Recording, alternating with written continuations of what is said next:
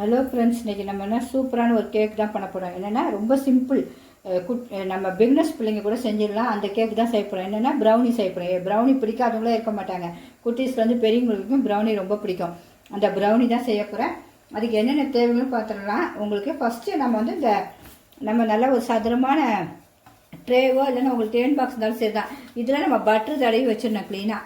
ஏன்னா பட்டர் தடவி இந்த பட்டர் ஷீட் போட்டு வச்சுருக்கேன். அதை ஃபஸ்ட்டு செஞ்சுனேன்னா அதுக்கப்புறம் நமக்கு ஒன்று ஒன்றா செய்யும்போது அது வேலைகள் லேட் ஆகும். வேறு ஒன்றும் இல்லை. அதுக்கு என்னென்ன தேவைகளும் பார்த்துருவோம். இப்போ ஃபஸ்ட்டு வந்து மாவு, மைதா மாவு எடுத்திருக்கேன். இந்த ஒரு 1/4 கப்பு போல் மைதா மாவு எடுத்திருக்கேன். அப்புறம் வெண்ணெய், அதே 1/4 கப்பு வெண்ணெய். சுகர் வந்து ஒயிட் சுகரும் எடுத்திருக்கேன், ப்ரௌன் சுகரும் எடுத்திருக்கேன். ரெண்டும் ஒரு அரை. ஏன்னா இனிப்பு இருந்தால் தான் சூப்பராக இருக்கும். அதனால் 1/4 தான் இருக்கும், அரை கூட இல்லை. ரெண்டும் எடுத்திருக்கேன். 2 முட்டை, வெனிலா எசன்ஸு, பிளாக் சாக்லேட் தான் கண்டிப்பாக வேணும். அந்த பிளாக் சாக்லேட் தான் நான் ஒரு கேக்கும் பண்ணியிருக்கேன். இப்போ இதை பண்ண போகிறேன். இதில் நமக்கு தேவைகள் நம்ம இந்த அளவு எடுத்து வச்சுட்டு மீதி எல்லாம் போட்டுருவோம். அப்போ தான் சுவை சூப்பராக இருக்கும். ஏன்னா பிளாக் சாக்லேட்டும் போது அந்த சாக்லேட் போட்டால் தான் ரொம்ப சூப்பராக இருக்கும். உங்களுக்கு சாக்லேட் இன்னொரு கேக்கும் பண்ணால் ரொம்ப சூப்பராக இருக்கும். அதுவும் உங்களுக்கு நான் காட்டுறேன் எப்படின்னு. இப்போ நம்ம வந்து ஒன்று ஒன்றா செஞ்சிடணும். ஃபஸ்ட்டு வந்து இந்த பட்டரையும் இந்த சாக்லேட்டையும் நம்ம ஒரு தண்ணியில் வச்சு மேலே வந்து பாத்திரம் ஒட்டாத அளவு தண்ணி மேலே படக்கூடாது. உங்களுக்கு டபுள் பாயில் முறையில் நம்ம அதை பட்டரை உரிக்கிடுவோம் ஃபஸ்ட்டு. அதுக்குள்ளே நம்ம ஃபஸ்ட்டு சாக்லேட்டையும் கட் பண்ணி வச்சுருவோம். நம்ம கொக்கோ பவுட்ரு 1 ஸ்பூன் போடணும். அது உங்களுக்கு நான் காட்டலை, அதையும் எடுத்து வச்சாச்சு. நம்ம இப்போ இந்த ட்ரேலையும் பட்டர் தடவிடுவோம். சும்மா லைட்டாக தடவினா போதும். ஒரு சும்மா இப்படி தொட்டு இப்படி அவ்வளோதான். ஏன்னா நமக்கு வந்து ஒட்டாமல் வரணும், வேறு ஒன்றும் இல்லை. உங்களுக்கு தடவிட்டு நம்ம எல்லா பக்கமும் தடவி வச்சிடணும். வச்சுட்டு பட்டர் ஷீட்டை போட்டு வச்சுட்டு தான் மீதி வேலையை பார்க்கலாம். பாதாம் நட்ஸு கொஞ்சம் எடுத்து வச்சிங்கன்னா உங்களுக்கு கொஞ்சம் மேலே போட்டால் நல்லாயிருக்கும். வேணுன்றவங்க குழந்தைங்களுக்கு விருப்பம்னா போட்டுருங்க, வேறு ஒன்றும் இல்லை. இவ்வளோ தான். இனிமேல் நம்ம ஷீட்டு விரிச்சிட வேண்டியதான் இப்படியே. அவ்வளோதான். இது அப்படியே ஒரு ஓரமாக இருக்கட்டும் நமக்கு. தருமா அவ்வளோதான். சுகரை வந்து நீங்கள் கையிலே அடித்தாலும் சரி தான். மிக்ஸியில் நல்லா நைஸாக அரைச்சிட்டினா ஈஸியாக இருக்கும். நான் மிக்ஸியில் தான் இப்போ ஒரு நல்லா நைஸாக அரைச்சிட போகிறேன். 2 சுகரையும் ஒன்றா போட்டு ஃபஸ்ட்டு இந்த அளவு அரைச்சாச்சு. ஏன்னா சுகர் வந்து ஈஸியாக கரைப்பட்டுரும் உங்களுக்கு, வேறு ஒன்றும் இல்லை. நம்ம வந்து எண்ணெய் கிண்ணம் சேர்க்கலாம். ஏன்னா பட்டர் சேர்த்தா தான் குழந்தைங்களுக்கும் நல்லது. அவ்வளோதான். இப்போ அடுத்தது நம்ம வந்து வெண்ணெய் நம்ம பட்டரையும் சாக்லேட்டு, பிளாக் சாக்லேட்டையும் நம்ம உரிக்கிடுவோம். தண்ணி இந்த அளவு கொதிக்கணும். மேலே டச் ஆகக்கூடாது தண்ணி. இப்படி வச்சிடணும். அவ்வளோதான். இப்போ நம்ம ஸ்லோவில் தான் இருக்குது. இப்போ நம்ம இந்த பட்டரையும் போட்டுருவோம் மேலே.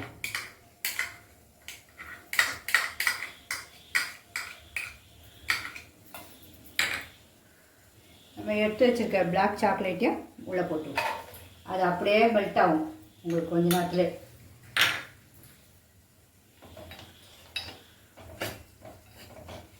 இங்கே பாருங்கள், மெல்ட் ஆகுது, உங்களுக்கே தெரியும் பாருங்கள். சூப்பராக அந்த ஹீட்லேயே அப்படியே மெல்ட் ஆகிடும். ஃபுல்லாக கரையணும் உங்களுக்கு.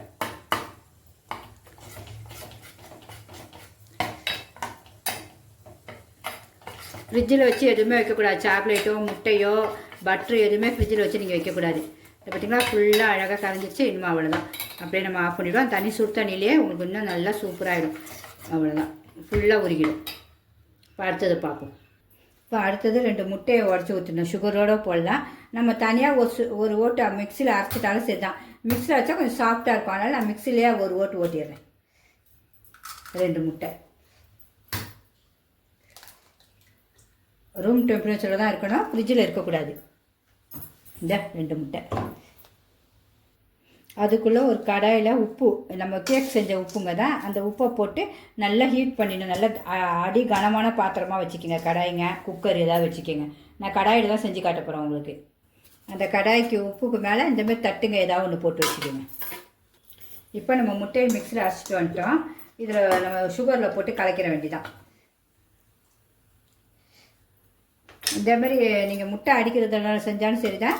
நம்ம இப்படின்னா ஈஸியாக இருக்கும். ஒரே மாதிரி நமக்கு ஈஸியாக செய்யறதுக்காக, அதுக்காக நான் இப்படி எடுத்துக்கிட்டேன், வேறு ஒன்றும் இல்லை. இப்போ நல்லா கைவிடாமல் அடிச்சுக்கணும், கலக்கணும். அந்த சுகரை இதுவும் நல்லா கரையணும் உங்களுக்கு. முட்டையும் ஒரு 2 நிமிஷம் தொடர்ந்து செஞ்சிங்கன்னா க்ளீன் ஆகிடும், கரைஞ்சிடும். இது ஒரு 25 நிமிஷம் 20 நிமிஷம் வச்சாலே போதும் உங்களுக்கு சூப்பராக நல்ல அழகாகிடும் கேக்கு. நம்ம வெந்தோடனே பார்க்கணும், குத்தி பார்க்கும்போது ஒட்டலைன்னா நம்ம எடுத்துடணும். இதில் காப்பி பவுடர் ஒவ்வொருத்தருக்கு கூட 1/4 ஸ்பூனு நமக்கு வேணுன்னா போட்டுக்கலாம், நமக்கு வேண்டாம்னா ஓகே. இந்த முட்டை வாடை இருக்கக்கூடாதுன்னு தான் நம்ம கொக்கோ பவுட்ரு போடுறோம். கொக்கோ பவுடர் ஒரு சின்ன ஸ்பூன், நான் ரொம்ப போட்டால் கசக்கும், இந்த அளவு கொக்கோ பவுடர் போதும். இப்போ கொக்கோ பவுடரையும் போட்டு நல்லா கலக்கிடுவோம். நல்லா பொறுமையாக கலக்கணும். கொஞ்சம் நல்லா அழகாக நல்லா அடித்து கலர் எல்லாம் மாறணும் க்ளீனாக, அந்த அளவுக்கு கலக்கணும். இப்போ நல்லா அடித்தாச்சு. உங்களுக்கு வந்து இதுவும் வந்து சூடு இருக்கக்கூடாது. நம்ம பட்டரையும் சாக்லேட்டையும் கரைச்செல்லாம் அந்த சூடு இருக்கக்கூடாது.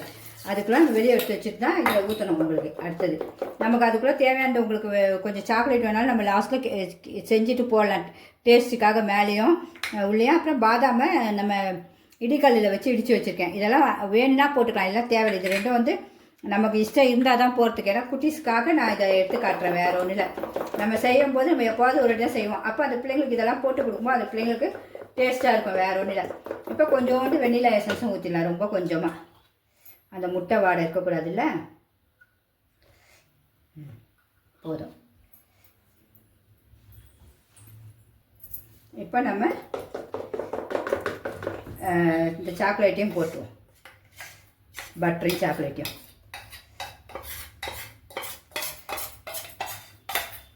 எவ்வளோ விலை கொடுத்து வாங்குகிறோம், நம்ம இது ஈஸியாக செஞ்சிடலாம் வீட்டிலே.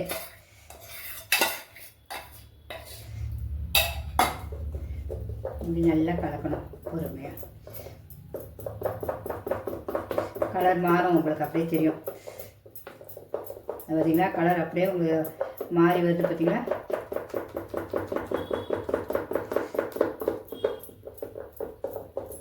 அழகாக அந்த கலர் ஃபுல்லாக அப்படியே மாறிடும் உங்களுக்கு, கரைய இன்னும் சூப்பராக இருக்குது பாருங்கள்.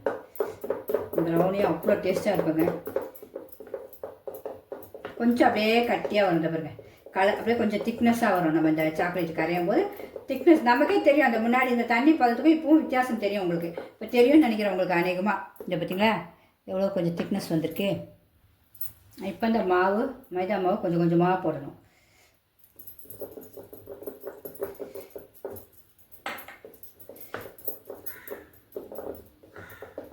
நல்லா கரையணும்.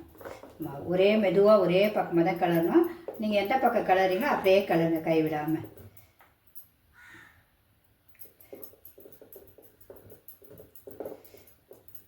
அப்படியே கொஞ்சம் கொஞ்சமாக கலரிடும். லாஸ்ட்டில் எல்லாத்தையும் போட்டுடலாம். அங்கே நமக்கு கடாயில் உப்பு சூடாகிட்டே இருக்குது. நீங்கள் ஓவனில் வைக்கனாலும் வைக்கலாம், நம்ம ஏர் ஃப்ரையரில் வைக்கனாலும் வைக்கலாம். அந்த ஓவன்லாம் தெரியாது இல்லாதவங்ககிட்ட கஷ்டப்படக்கூடாது பார்த்தீங்கன்னா, அதுக்காக தான் நான் இப்படியே வச்சு காட்டுறேன். இல்லை ஏர் ஃப்ரையரில் கூட வச்சு காட்டிடுவோம் உங்களுக்கு. நான் நேற்று சாதா கேக் ஒன்று பண்ணேன், அதில் ஏர் ஃப்ரையரில் தான் வச்சேன் ஒன்றே சின்னதாக. அவ்வளோதான். இந்த பாருங்க எல்லாம் க்ளீன் ஆகிடுச்சா. நம்ம அப்படியே நம்ம ஊற்றிட வேண்டியதான்.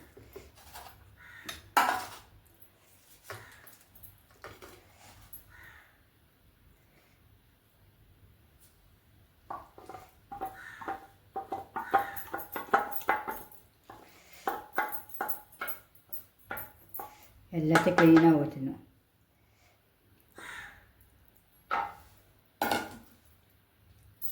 இப்போ நீங்கள் உங்களுக்கு வேண்டிய நட்ஸை கொஞ்சம் போட்டுக்கிறேன் உள்ளே. அது நீங்கள் உள்ளே போட்டு அப்படி லைட்டாக தட்டினீங்கன்னா உள்ளே போயிடும். அப்படி நம்ம குச்சியில் கலக்கி விட்டுருங்க. அவ்வளோதான், செட் ஆகிடும். இதுக்கு மேலே நம்ம நட்ஸ் என்ன வேணுமோ அது நமக்கு சுவைக்காக.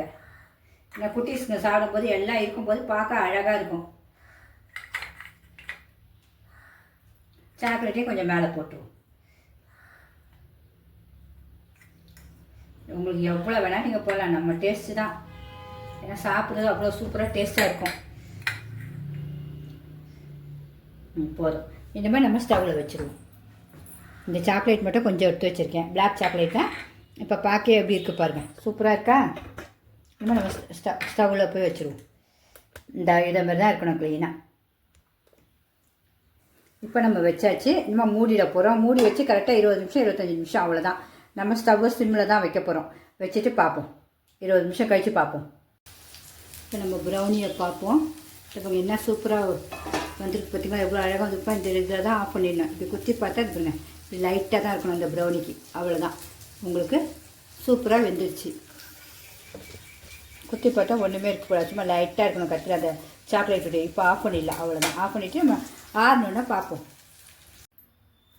நம்மளுடைய ப்ரௌனி எவ்வளோ அழகாக ரெடி ஆகிடுச்சு பார்த்தீங்களா, சூப்பராக பார்த்தீங்களா, நல்லா அழகாக ஜூஸியாக ரெடி ஆகிடுச்சு. டேஸ்ட்டும் பார்க்கணும்ல, கண்டிப்பாக நம்ம